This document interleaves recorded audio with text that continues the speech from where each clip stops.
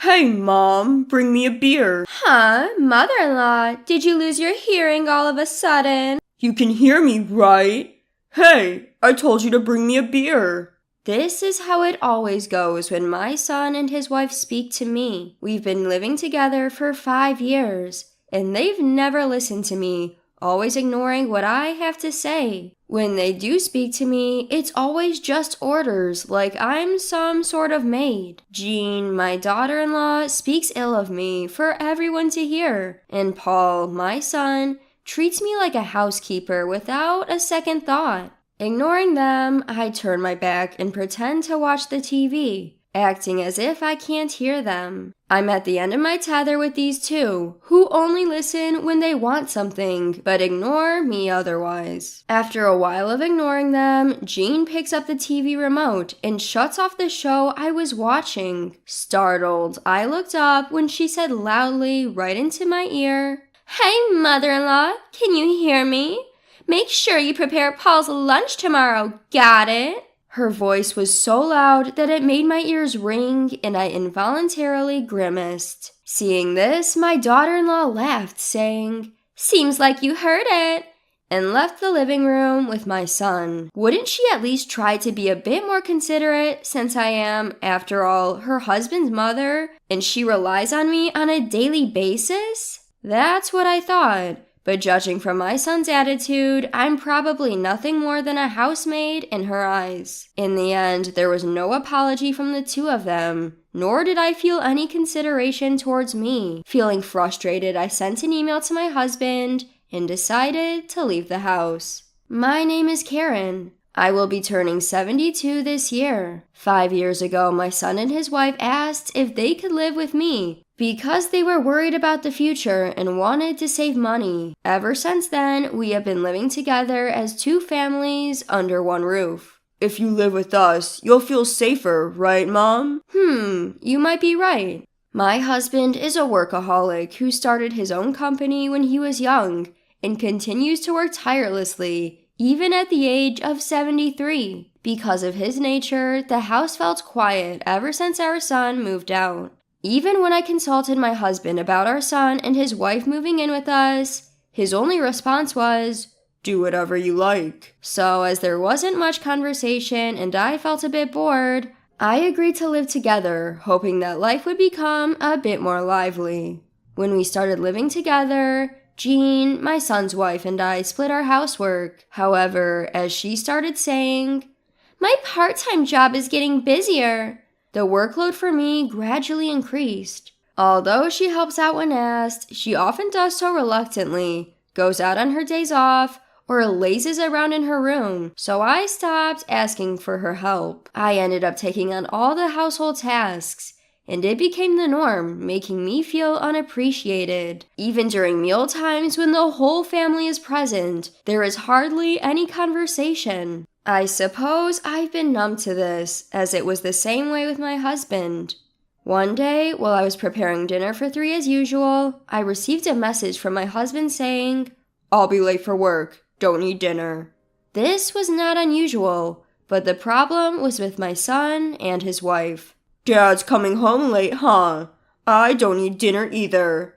"Oh, I'm going out with a friend, so I don't need it either." "Why are you telling me this now? I've already made it," I exclaimed. "It's fine, just leave it for tomorrow." Despite it being dinner time, if I didn't say anything, they were about to go without a word. They could have told me if I didn't need to prepare them dinner in the first place. As long as they weren't inconvenienced, they would never even reach out to me first. I couldn't help but complain at their rudeness, but they left without a hint of remorse. What am I working so hard for? In the quiet living room, I was staring blankly at the dinner I had already prepared, which would now go to waste. What on earth am I doing? Thinking about it made me feel utterly exhausted. I covered the still warm dinner with plastic wrap, put it in the fridge, and decided to go to bed. The next morning when I came down to the living room, my husband, who had woken up earlier, apologized, saying, "I'm sorry." As usual, our exchange was brief. It should have ended there, but seeing the look on my face, my husband furrowed his brows slightly and asked, Didn't Paul and his wife eat dinner? Huh? No, they said they didn't eat dinner and went out. I see. I guess he saw the dinner for 3 in the fridge and asked. I was happy to have a conversation after a long time, so I told my husband about what happened last night. My reticent husband sat quietly, listening to me. After hearing me out, he gently said, You don't have to push yourself. He acknowledged, Our son's attitude is getting worse day by day. But if I don't take care of the house, nobody will, right? That doesn't mean you have to overdo it. His words felt like a weight lifting off my shoulders. I realized that I had been pushing myself, and was happy that my husband understood this. My son and his wife aren't small children anymore, so there was no need for me to work so hard. With that thought, my view of the situation seemed to brighten. I might be late from work again, so you don't need to prepare dinner for me tonight. Okay, I said, smiling at my husband's words. I decided to let my son and his wife understand this as well. Despite it being a Sunday, I waved goodbye to my husband and resolved to rebel against my son and his wife. After my husband left, my son and his wife finally woke up in the afternoon. Still in their pajamas, they came into the living room and immediately asked, What's for lunch? Why don't you eat what's left from yesterday? But you could at least warm it up for us, or set it on the table. You're not small children, you can do it yourself. Well, mother-in-law, you are getting old, aren't you?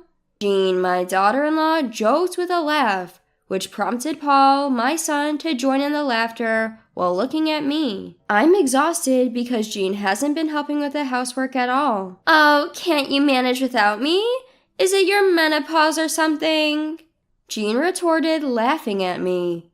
I could only sigh at their attitudes. The two of them went back to their room without cleaning up after eating, seemingly unbothered. As expected, my husband didn't return until late that night. Since I didn't need to prepare dinner for my husband, I bought myself a ready-made meal from the supermarket. Huh, Mom? What are you eating? Ready-made food. What about dinner? I don't know. Mother-in-law, what are you thinking? Have you forgotten about your family? I wondered if Jean was incapable of having a conversation without throwing in some barb.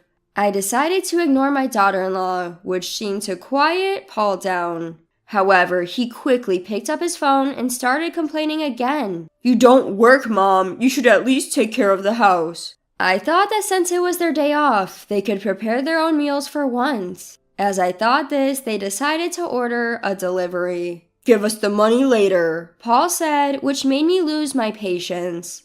Since they wanted to save, I agreed to not let them pay our living expense, and I never bothered them about it. But I never imagined them to take advantage of me like this. I decided to ignore them completely, not providing any services to my son and daughter-in-law who showed such disrespect. Hey, Mom, beer. Oh, has mother-in-law suddenly gone deaf? You can hear us, right? We're asking for beer, Paul demanded, while Jean kept on making snide remarks, and Paul talked to me like I was their housemaid. Ignoring them, I turned my back and deliberately watched TV, pretending not to hear. When I didn't respond for a while, she seemed to give up and stop talking to me. But this peace was short-lived. Before I knew it, my daughter-in-law, who had come up behind me, picked up the TV remote and turned off the TV. Startled, I looked up, only for her to shout into my ear. Hey, mother-in-law, can you hear me? Make sure to prepare lunch for Paul tomorrow, okay? Her voice was so loud that it hurt my ears, making me wince involuntarily. Looking at me, my daughter-in-law laughed, saying, Looks like she heard me, and left the living room with Paul. I wondered why she didn't consider showing a bit of courtesy, given that I'm her husband's mother and she depends on me regularly. But observing Paul's attitude, it seemed like I was nothing more than a housemaid to her. As it turned out, there was no sign of consideration for me at all, and I didn't even hear an apology for last night's dinner from either of them. Sighing deeply, I sent a text to my husband and decided to leave the house. Early next morning, I packed my belongings and left the house before they woke up. When I arrived at a nearby business hotel, my phone was filled with texts from Paul, who seemed to have just woken up before heading to work. Apparently, they were in quite a chaos this morning. Texts and calls from both of them quickly filled my phone with notifications. When I opened the text, I saw nothing but complaints, such as, "What are you doing? I told you I'll need lunch." Jean also sent a text in a mocking tone. "Are you wandering around after forgetting your responsibilities?" It seemed they had a hard time just because I didn't prepare breakfast for them, which made me laugh a little. When I saw a call from Paul, who seemed to be on his lunch break, I decided to finally talk to him. "You finally picked up. Mom, where the hell are you and what are you doing?" "It's none of your business, is it?" "You didn't even prepare our food. Where are you?" "Paul, you're not a child. You can make your own food, can't you?" I answered him with a mix of irritation. If he had struggled so much to prepare just one meal, he should have reflected a little and thanked me. But to my surprise, he came back with a word I never expected. "I'm paying for living expenses, so I need you to do the housework." "Living expenses? What are you talking about? I never received such a thing." "Huh? Why not? Jean should have been giving it to you every month, so don't lie." Paul insisted that he was paying me living expenses. I've never received anything of the sort. And when I truthfully denied it, Paul started calling me a liar. The truth is, my husband covers all of their living expenses, including their food expenses. Even after repeatedly saying this, Paul refused to believe me. I could hear Jean in the background saying, "You're probably just playing dumb and spending it for yourself." Unable to continue the conversation, I cut them off and said, "I don't know what I don't know, and I don't plan to come home for a while." "Why not? What are we supposed to do for food?" "Figure it out yourselves. Bye now." I hung up the phone and let out another big sigh. Why do they believe they're not in the wrong, even after all this? I didn't understand what Paul was talking about earlier when he mentioned about our living expenses. The situation improved about a week after I left the house. My husband, who had come to check on me, apparently talked to Paul and Jean, and their text suddenly became more respectful and submissive. Wondering what had happened, I received a text from my husband. "Paul and Jean want to apologize. If you feel like it, please come home." Thanks to my husband's talk, they finally seemed to understand.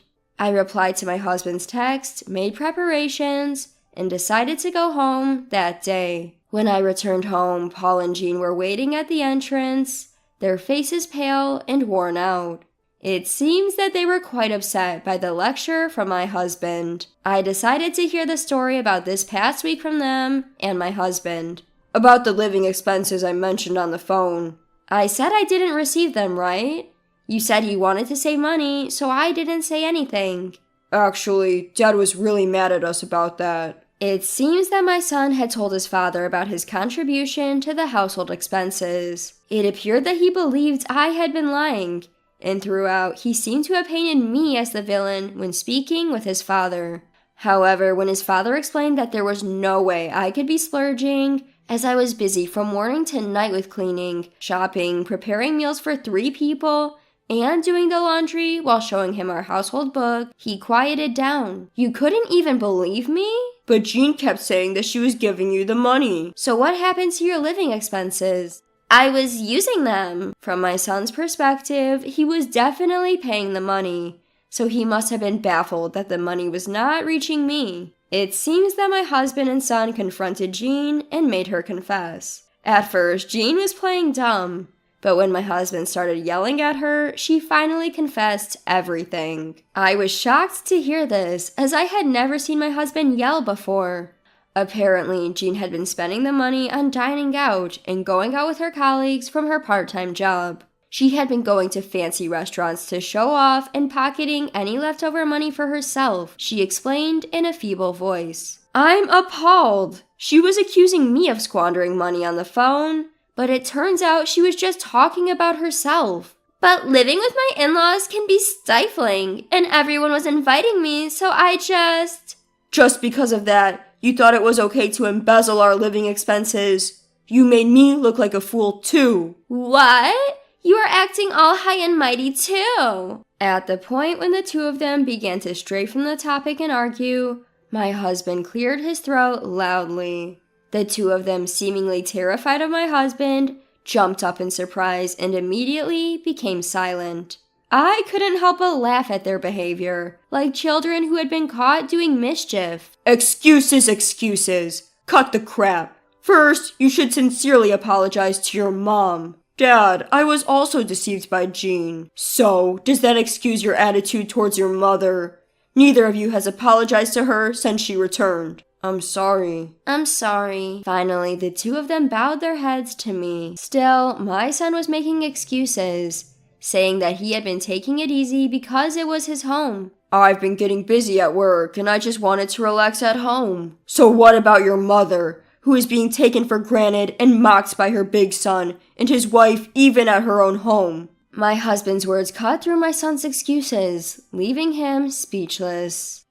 I'm appalled at my son, who despite his age, still relies on his parents, and at Jean, who took advantage of that to embezzle money. Mom, I'm sorry. You see, I'm apologizing to you. Do you think an apology makes everything okay?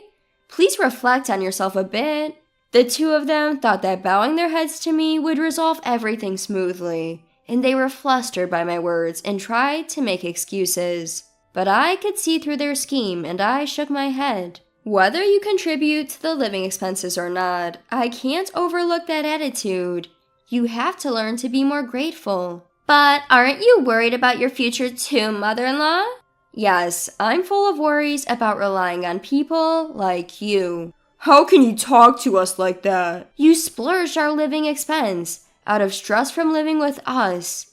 I can't have someone like you stay with us any longer. The two of them finally quieted down, realizing that I was not willing to listen anymore. They need to learn once again how rude their actions were while living together as a couple. Later, we managed to have them move out. In the days that followed, Jean, my son's wife, started to come to our house occasionally to learn household chores from me. She continually vented about how my son Paul did not lift a finger to help with any housework. As she had always been showing off to her colleagues, I assumed she couldn't complain to anyone else now. I now understand just how much I relied on you, Karen. Indeed. And yet, you had the audacity to accuse me of being deaf and squandering money. Being no longer able to live with us and having lost the pocket money she freely used before, plus having her part-time wages limited to make up for the money she previously misused, Jean fervently complained about her now austere life. But however I listened, all I could think was that she was just reaping what she had sown. As for Paul, he started to bring home delicious snacks as gifts from time to time, as if making up for his previous lack of consideration, which he still mentioned occasionally. I've always known he wasn't the most articulate and was primarily focused on work. Nevertheless, I was touched by the fact that he recognized my hard work during our discussions with Paul and Jean. Thanks for your hard work, honey. I appreciate it. I'm glad that I can talk to my husband like this again. I deeply feel the truth in the saying, after a storm comes a calm. Regardless of how it started, I'm now leading a life that is calmer and happier than before.